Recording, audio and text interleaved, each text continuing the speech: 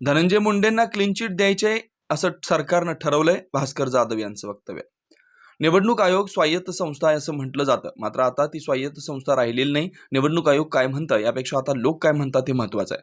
धनंजय मुंडे यांचा राजीनामा घेण्यासाठी मागील 50 ते 55 दिवस आक्रोश करत आहेत, मात्र सरकार गेंड्याच्या कातड्याची झाले. पूर्वी छोट्या छोट्या आरोपांवर राजीनामा मागत होते, आता मात्र हे वॉशिंग मशीन झालेत. ज्या मंत्र्यांवर भ्रष्टाचाराचे अत्याचाराचे आरोप होते, ज्यांच्या चौकशी सुरू होत्या, त्यांना सरकारनं क्लीन चिट दिली.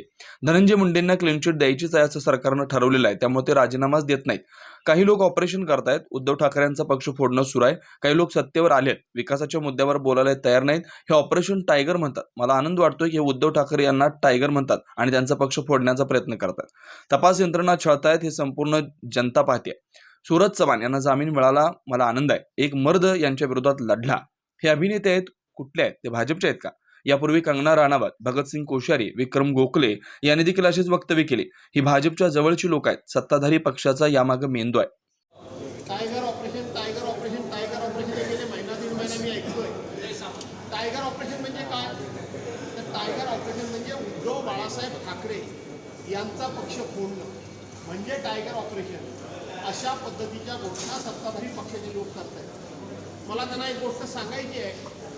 या महाराष्ट्रामध्ये अनैतिकतेने का होईना, EVMचा आधार घेऊन का होईना, मोठे मतदार वाढवून का होईना, झालेल्या मतदानापेक्षा वाढीव मतदान झालं कसं का होईना, पण तुम्ही सत्तेवर आलात आणि सत्तेवर आलात ते तुम्ही जनतेला या ठिकाणी दिलेली आश्वासनं पूर्ण करण्याकरता आला, महाराष्ट्राचा विकास करण्याकरता आला, महाराष्ट्राला त्या ठिकाणी प्रगतीपथावर नेण्याकरता तुम्ही आला.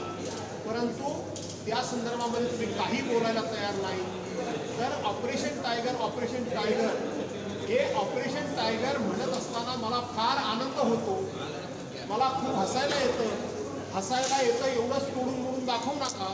आनंद होतो एवढं तोडून मोडून दाखवू नका. तर आनंद एवढ्याकरता होतो की आज उद्धव बाळासाहेब ठाकरेंची संपूर्ण पार्टी पक्ष तोडून त्यांचे सगळे आमदार खासदार जवळजवळ घेऊन आज सुद्धा ऑपरेशन टायगर म्हणून उद्धव बाळासाहेब ठाकरेंचा उल्लेख सत्ताधारी पक्षाला करावा लागतो.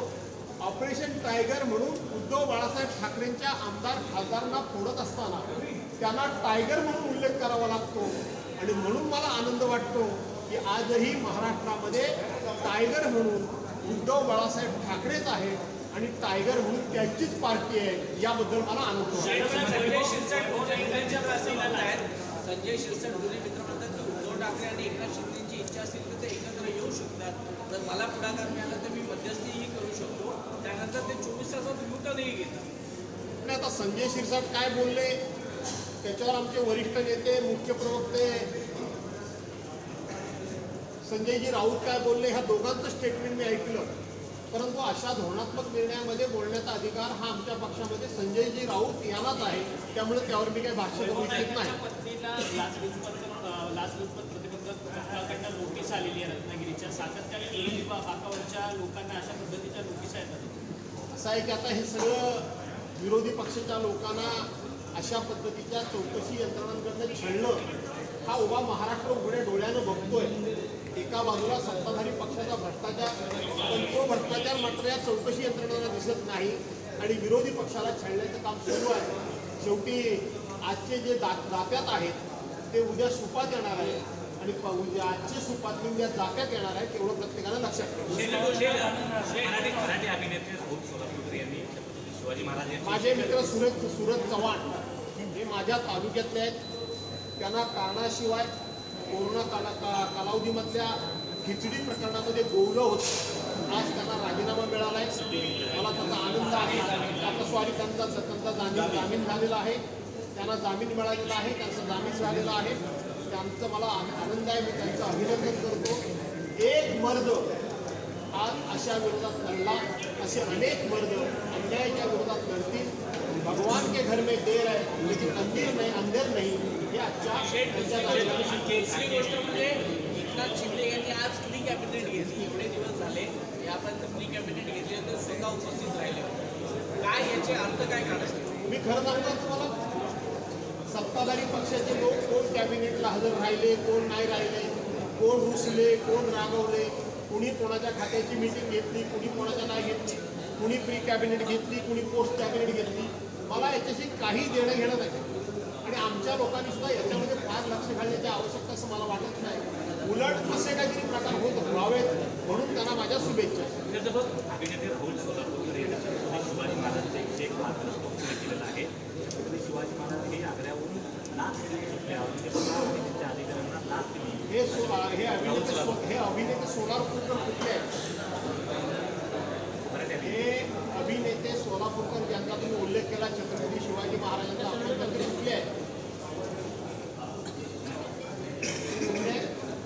ते भाजपचे आहेत का? याच्यापूर्वी कंगना राणावतने असाच आरोप केला, अपमान केला. भगतसिंग कोश्यारी जे आपले माजी राज्यपाल होते त्यांनी अपमान केला. अवधूत गुप्तेंनी सांगितलं की ह्या देशाला स्वातंत्र्य 2014 मिळालं. त्या ठिकाणी विक्रम गोखलेंनी सांगितलं या देशाला स्वातंत्र्य 2014 साली मिळालं.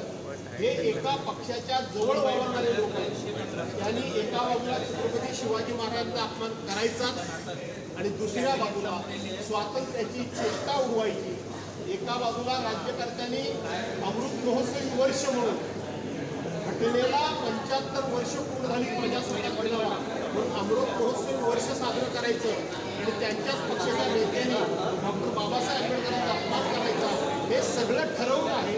आणि म्हणून याच्या पाठीमागे सत्ताधारी पक्षाचा ब्रेन आहे की धनंजय मुंडेंचा राजीनामा घेण्याकरता ज्या पद्धतीने गेले 50-55 दिवस संपूर्ण महाराष्ट्र आक्रोश करतो, संपूर्ण महाराष्ट्र ज्या पद्धतीने धनंजय मुंडेंचा राजीनामा मागतोय, परंतु सत्ताधारी पक्ष हा इतका बेदर झालेला आहे, सत्ताधारी पक्ष हा इतका गेंड्याच्या कातडीचा झालेला आहे. नेहमी सत्ताधारी पक्ष छोट्या छोट्या गोष्टींवर विरोधकांचे राजीनामे मागणारा सत्ताधारी पक्ष आज सत्तेवर जेव्हा जातो त्यावेळेला हा सत्ताधारी पक्ष हा एक वॉशिंग मशीन झालेला आहे. जे काही सातत्याने गेले 10 वर्ष या देशामधली जनता चर्चा करते ती पुन्हा एकदा स्पष्ट झालं आहे. ज्या मंत्र्यांच्यावर महिलांच्या बलात्काराचे आरोप होते, ज्या मंत्र्यांवर भ्रष्टाचाराचे आरोप होते, ज्या मंत्र्यांच्या CBI EDIच्या चौकशा सुरू होत्या, ज्या मंत्र्यांची इन्कम टॅक्सच्या सुरू होत्या, ज्यांच्यावर वेगवेगळे घोटाळे झाले होते, त्या सगळ्यांना क्लीन चिट दिली गेली. त्यामुळं पुन्हा आणखीन 8-15 दिवसांना 6 महिन्यांना धनंजय मुंडेंना क्लीन चिट द्यायचीच आहे हे सरकारनं ठरवलेलं आहे. त्यामुळं क्लीन चिट देण्याच्या ऐवजी राजीनामाच घ्यायचा नाही हे सरकारने ठरवलं.